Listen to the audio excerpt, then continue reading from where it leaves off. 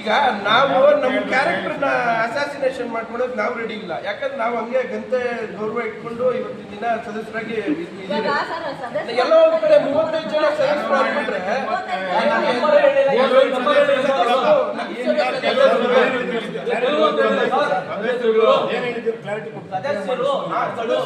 ಸದಸ್ಯರು ಅಂತ ಹೇಳಿದ್ರಲ್ಲ, ಸದಸ್ಯ ಅಂತ ಹೇಳ್ಬಿಡಿ ಸರ್. ಯಾರೋ ಒಬ್ಬರು ಯಾರ ಹೆಸರು ಹೇಳ್ಬಿಡಿ ಸರ್. ನೋಡಿ ಸರ್, ಈಗ ನಾನು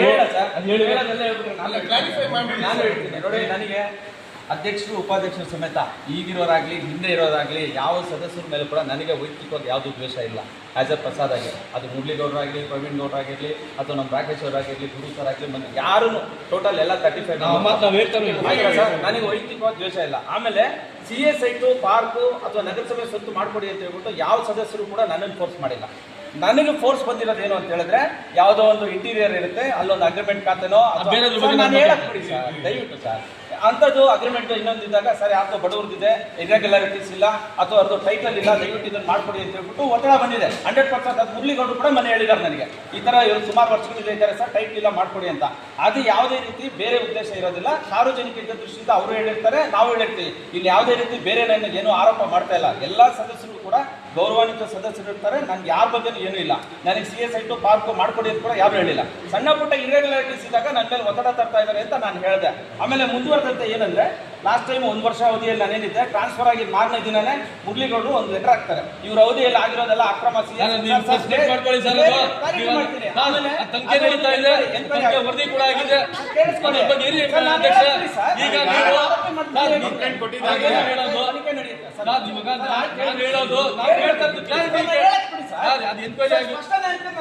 ಅವಕಾಶ ಕೊಡಲ್ಲ.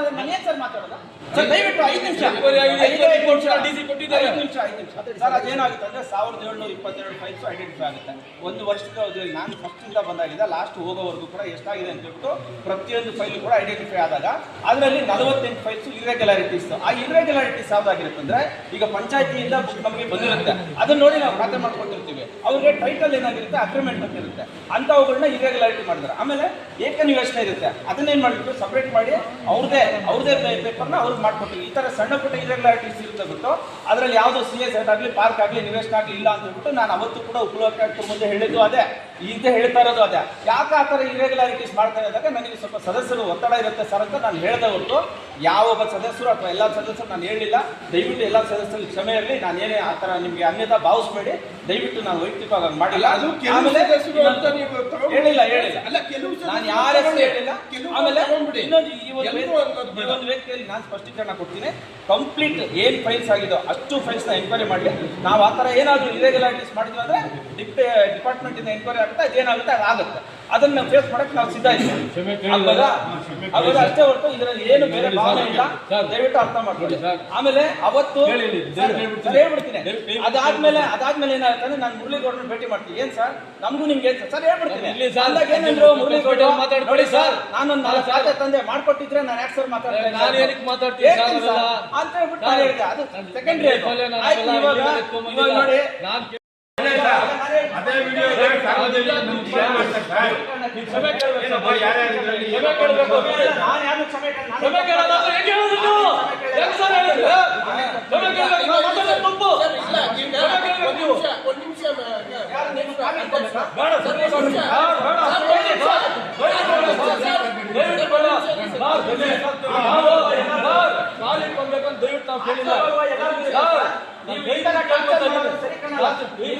ಕಮಿಷನ್ ಹಾಕೊಳ್ಳಿ. ಪೇಪರ್ಗಳಲ್ಲಿ ಹಾಕ್ಸೋದು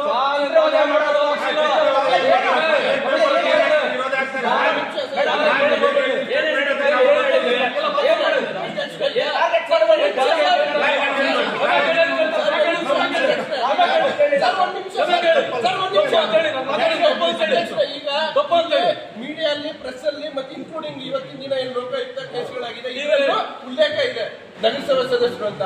ದಯವಿಟ್ಟು ಪೌರಾಯುಕ್ತರು ಕ್ಲಾರಿಫಿಕೇಶನ್ ಕೊಡಬೇಕು. ಅವ್ರಿಗೆ ಇರ್ರೆಗ್ಯುಲಾರಿಟೀಸ್, ಅವ್ರಿಗೆ ಯಾವ್ದಾದ್ರು ಬೇರೆ ಇರ್ರೆಗ್ಯುಲಾರಿಟೀಸ್ ಅಲ್ಲಿ ಯಾರಾದ್ರೂ ಕೌನ್ಸಿಲರ್ಸ್ ಅವ್ರ ಮೇಲೆ ಒತ್ತಡ ಹಾಕಿದ್ರೆ ಹೆಸರು ಸಮೇತ ಹೇಳಿ. ಅದು ಬಿಟ್ಟು ಈ ಏನು CA ಸೈಟ್ಗಳು ರಸ್ತೆಗಳು, ಪಾರ್ಕ್ಗಳು ಮತ್ತೆ ಬೇರೆ ವಿಚಾರಗಳಲ್ಲಿ ಒತ್ತಡ ಬಂದಿದೆ ಅನ್ನೋದನ್ನ ಅವರು clarification ಕೊಡ್ತಾರೆ. ಹಂಗೆಲ್ಲ ಮಾತಾಡಿ ಸುಮ್ಮನೆ ಕೇಳಿ Clarification. ಸುಮ್ಮನೆ ಕೇಳಿ ಅಷ್ಟೇ. ಆಯ್ತಾ ಹೇಳ ಸರ್ Clarification ಕೊಡ್ತಾರೆ ಸರ್, ನಿಮ್ಮ ಮೇಲೆ personal ಆಗಿ ಏನಿಲ್ಲ. ವಾಪಸ್ ಇಲ್ಲೇ ಇರ್ತಾನೆ ಹೋಗಿ ನಿಮ್ಮ ಮೇಲೆ. ಇಲ್ಲಿ ಬೇರೆ ತರ message.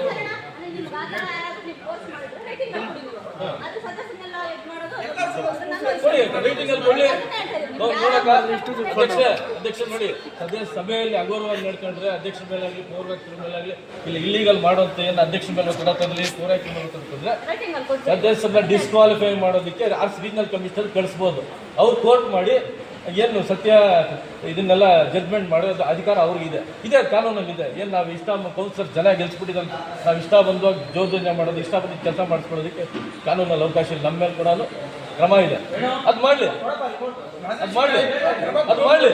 ಬಿಟ್ಬಿಟ್ಟು ಲೋಕಾಯುಕ್ತರು ಗೌರವಾನ್ವಿತ ಲೋಕಾಯುಕ್ತ ಉಪಲೋಕಾಯುಕ್ತವ್ರು ಬಂದಾಗ ಹೇಳಿದಾಗ ಜನ ನಮ್ಗೆ ಎಷ್ಟು ನೋವಾಗ್ತದೆ, ಬೇರೆ ನಮ್ಮ ಓಟ್ ಹಾಕಿರೋ ಜನಕ್ಕೆ ಎಷ್ಟು ಅವ್ರು ಏನೋ ಪಂಚಾಯತ್ ಹಿಂಗೆಲ್ಲ ಮಾಡ್ತಾರಪ್ಪ ಅಂತ ನಮ್ಗೆ ಎಷ್ಟು ಎಲ್ಲ ಸುಮ್ಮನೆ ಎಲ್ಲ ಇಲ್ಲ ನಾನೇನು ಹೇಳಲ್ಲ, ಏನಿದೆ ಅದೇ ಹೇಳ್ತೀನಿ. ಹೇಳಿ ಯಾವ್ದು ಮೀಟಿಂಗ್ ಅಲ್ಲಿ ರೇಟಿಂಗ್ ಅವ್ರ ಹೆಂಡತಿ ಮಕ್ಕಳು ಯಾರು ಅದಕ್ಕೋಸ್ಕರ ನಾವು ಅಲ್ಲಿ ಹೇಳ್ತೀವಿ ಅಷ್ಟೇ ಇದೆ.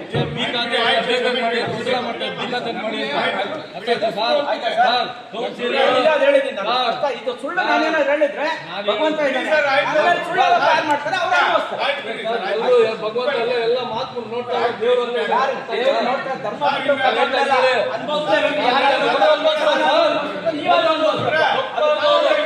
ತಪ್ಪು ಮಾಡಿದವರು ಬಡವ್ರ ರಕ್ತ ಅದು ತೊಂದರೆ ಉಸಿರಾಡ್ಕೊಂಡವ್ರು ಯಾರು ಉದ್ಧಾರ ಆಗಿಲ್ಲ, ಎಲ್ಲ ಎಲ್ಲರಿಗೂ ಅನ್ಯಾಯ ಆಗುತ್ತೆ. ಅರ್ಥ ಆಯ್ತಾ? ಎಲ್ಲರಿಗೂ ಅರ್ಥ ಮಾಡ್ಕೊಳ್ಳಿ ದಯವಿಟ್ಟು. ಕೌನ್ಸಿಲ್ ಅಂದ್ರೆ ಸರ್ ದೇವಸ್ಥಾನ ಇದ್ದಂಗೆ ಇದು, ಅರ್ಥ ಆಯ್ತಾ? ನೀವು ತಂದೆ ತಾಯಿ ಇದ್ದಂಗೆ ಸ್ವಲ್ಪ ಗೌರವ ಕೊಡಿ. ಎಲ್ಲಾರ್ಗೂ ಗೌರವ ಮಾಡ್ತೀನಿ ಸರ್, ಎಲ್ಲ ಅರ್ಥ ಮಾಡಿ ಗೌರವ ಕೊಡ್ತೀನಿ. ಅರ್ಥ ಆಯ್ತಾ? ಇಲ್ಲಿ ಜನಗೆ ರಕ್ತ ಈರ್ತಾ ಇದ್ರೆ ಪಾಪ ಬಂದವರಿಗೆ ಜನರಿಗೆ ಕೆಲವರು ಅಧಿಕಾರಿಗಳು ನೀವೇ ಹೇಳ್ತೀರಿ, ನಾನೇ ಕಂಪ್ಲೇಂಟ್ ಇಟ್ಕೊಂಡಿದ್ದೀನಿ. ಯಾರು ಬರಬಾರ್ದು ಅಂತ ಹೇಳಿ. ನಿಮ್ ಜೊತೆಲೆ ಇಟ್ಕೊಂಡಿರ್ತೀವಿ ಮಧ್ಯಾಹ್ನ ಯಾರು ಹೇಳ್ಬೇಕು ನಾವೆಲ್ಲ ಹೆಸರು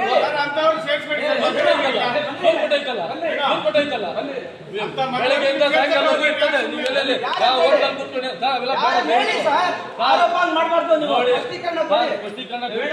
3 ಗಂಟೆಯಿಂದ 5:30ವರೆಗೂ ನಿಮ್ಗೆಲ್ಲ ಯಾರು ಬಂದು ನಾಟ ಮಾಡಿ ಹೇಳ್ತಾರೆ? ಯಾರು ಹೇಳ್ತಾರೆ? ಸರ್ ಯಾರು ಹೇಳ್ತಾರೆ? ಹೇಳಿ ಬಾಯಿಟ್ಟು. ಯಾರು ಹೇಳ್ತಾರೆ? ಶಿಫಾರಸ್ ಮಾಡ್ತಾರೆ. ಸಾಕಿನಾ? ಡೈಲಿ ಫೈನಲ್ ಇರ್ತಾರೆ. ಪಬ್ಲಿಕ್ ಸರ್ಕಾರ ಪರವಾಗಿ ನಾವು ಬರ್ತೀವಿ. ಸರ್ ಇಲ್ಲಿ 3 ಗಂಟೆಯಿಂದ 5 ಗಂಟೆವರೆಗೂ ಪಬ್ಲಿಕ್ ಬರ್ತಾನೆ ಇರ್ತಾರೆ. 3 ರಿಂದ 5 ಎಲ್ಲೋ ಯಾವುದೋ ವಾರ್ಡ್ ಸಂಬಂಧಪಟ್ಟಿರೋ ಇರ್ಬೋದು, ಮುಖ್ಯಪರಿಚಯ ಇದ್ದಾಗ ಅಣ್ಣ ಬಾಣ ಏನೋ ನೋಡೋಣ ಅಂತಾರ. ಸರ್ ಹೇಳಿ ಹೇಳೋ ಹೋಗಿ ಬಿಡಿ ಸರ್. ಪಬ್ಲಿಕ್ ಬಂತ ಆಗಲ್ಲ, ಖಾತೆಗಳು ಮಾಡೋ ಮಾತ್ರ ಏನಿಲ್ಲ. ರೆಕಾರ್ಡ್ ಮಾಡಿ ನಿಮ್ಮಲ್ಲಿ ಅಸ್ತ್ರ ಇದೆ, ರೆಕಾರ್ಡ್ ಮಾಡಿ. ಮಾಡ್ತೀನಿ ಸರ್, ಮೊಬೈಲ್ ಹಾಕ್ಸಲ್ ಆರೋಪ ಮಾಡ್ತೀನಿ. ಸದಸ್ಯರು ಮಾಡಿಲ್ಲ, ಖಾತೆ ವಿಚಾರದಲ್ಲಿ ಶಿಫಾರಸು ಮಾಡಿಲ್ಲ ಸರ್. ನೋಡಿ ಮತ್ತೆ ನೀವು ಅದೇ ಹೇಳ್ತೀರಿ. ನಮ್ಮ ಮೇಲೆ ಸದಸ್ಯರು ಖಾತೆ ವಿಚಾರದಲ್ಲಿ ಶಿಫಾರಸು ಮಾಡ್ಬೋದು. ಮಧ್ಯವರ್ತಿಗಳು ಯಾರು ಬರ್ತಾ ಇದ್ದಾರೆ? ನಾನು ಕೇಳ್ತಾ ಇರೋದು. ಯಾರು ಬರ್ತಾ ಇದ್ದಾರೆ? ಜಗಜ್ಜಾಹಿರ ನೋಡ್ತಾ ಇದ್ದಾರಲ್ಲ, ಸಿಸಿ ಕ್ಯಾಮ್ರಾ ಹಾಕ್ಸಿ ಆಫೀಸಲ್ಲಿ. ಸಿಸಿ ಕ್ಯಾಮ್ರಾ ಹಾಕಿಲ್ಲ, ಸಿಸಿ ಕ್ಯಾಮ್ರಾ ಕಿತ್ತಾಕಿಲ್ಲ ಆಫೀಸಲ್ಲಿ. ಹಾಕ್ಸಿ ಸಿಸಿ ಕ್ಯಾಮ್ರಾ ಕಿತ್ತಾಕ್ಬಿಟ್ಟು ಎಲ್ಲ ಯಾರು ಬರ್ತಾರೆ ಯಾರು ಹೋಗ್ತಾರೆ ಅಂದ್ರೆ ನಾವೇ ಸಿಸಿ ಕ್ಯಾಮ್ರಾ ಎಷ್ಟು ಸಿಸಿ ಕ್ಯಾಮ್ರಾ ಗೊತ್ತಾಗುತ್ತೆ. ಸಿಸಿ ಕ್ಯಾಮ್ರಾ ಯಾರು ಬರ್ತಾರೆ ಯಾರು ಹೋಗ್ತಾರೆ.